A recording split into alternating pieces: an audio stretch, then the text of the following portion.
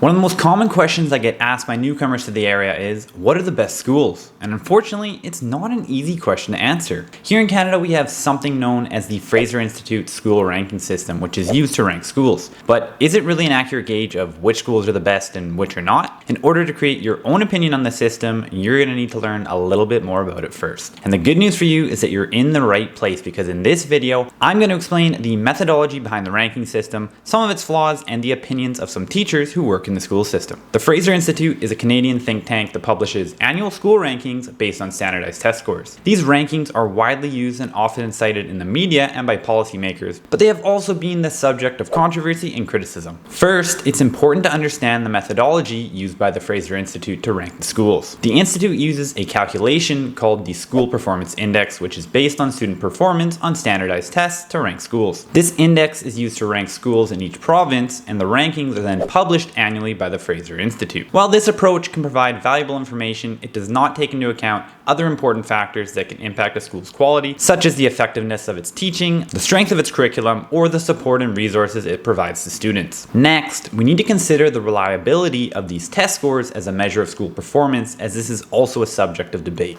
Test scores can be influenced by a number of factors, including the socioeconomic status of students, their prior knowledge and preparation, and the resources available to the school. Some argue that the Fraser Institute's ranking system is a useful tool for comparing schools and identifying areas of improvement. Others argue that the rankings are oversimplified and do not provide a complete or accurate picture of a school's quality. One of the main criticisms of the Fraser Institute's ranking system is that it relies heavily on standardized test scores as the sole measure of a school's performance. Additionally, this ranking system does not take into account socioeconomic factors that can impact a school's performance, such as the socioeconomic status of its students or the resources available to the school. For example, a school located in a more affluent area may have students with better resources and prior knowledge, which can lead to higher test scores, even if the quality of teaching and the curriculum is similar to a school located in a less affluent community. This can create a biased ranking system that disproportionately benefits schools with more affluent student populations. Next, we need to look at the weighting of test subjects. The Fraser Institute's ranking system places greater weight on some subjects, such as math and science, than others, which can create a biased ranking system that disproportionately benefits schools that excel in those subjects. The next criticism is on its limited scope. The Fraser Institute's ranking system only covers a limited number of schools in each province and does not include private schools or schools in some regions of the country. This can make it difficult to get a comprehensive understanding of the quality of all schools in a particular area. Lastly, we need to look at some of the other measures of school quality. This ranking system is based solely on standardized test scores, which can provide valuable information but does not necessarily capture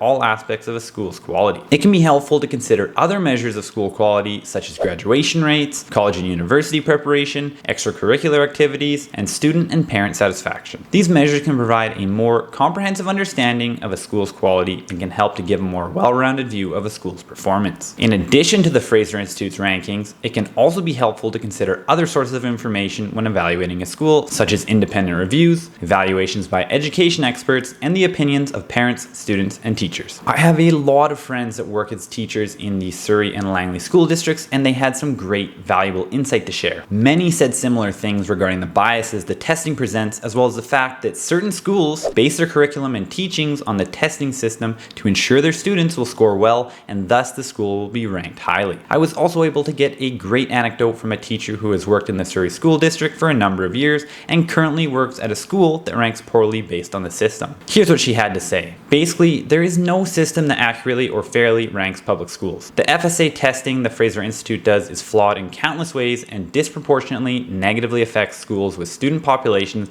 that are English language learners, refugees, immigrants, and low-income families. So if you find any list ranking schools as good or bad, I would be highly skeptical. I understand that families want to know if the schools in their potential neighborhood are good, but all public schools are funded the same way, i.e. by enrollment or number of students in attendance. So it really depends on what values they consider to be necessary in a good school. For example, my school is an inner city school with a high population of low-income families, and many students are learning English at school with families speaking a different language at home, meaning our students are often very far behind academically, not to mention the building itself feels like it's a million years old. However, our students improve immensely every year. We have an unreal community built between the school and the families, and the staff never leave willingly because they love teaching there so much. Our teachers are committed to working together to do whatever is best for our kids. All this to say that on paper, my school would rank near the bottom in almost every category that they typically consider for what makes a school good. Yet it is an amazing place and a great school by all considerations in my opinion. When people ask me, what's the best school for my kid to go to? I always say the one that you can walk to. In summary, the Fraser Institute school ranking system is a widely used tool for comparing schools and identifying areas for improvement in Canada. However, it also has its limitations. The ranking system relies heavily on standardized test scores, as I've mentioned several times today,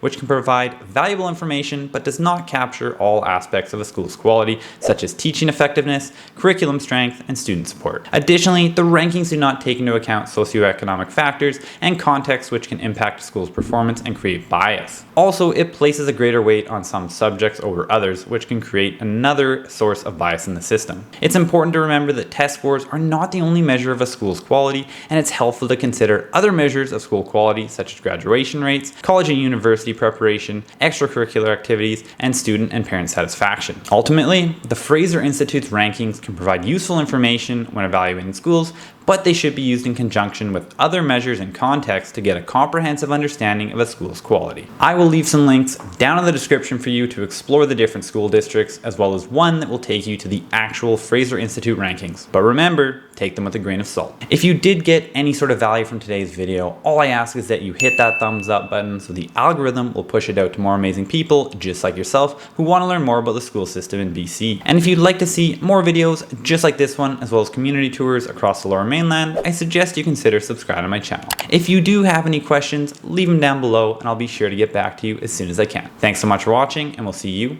in the next video.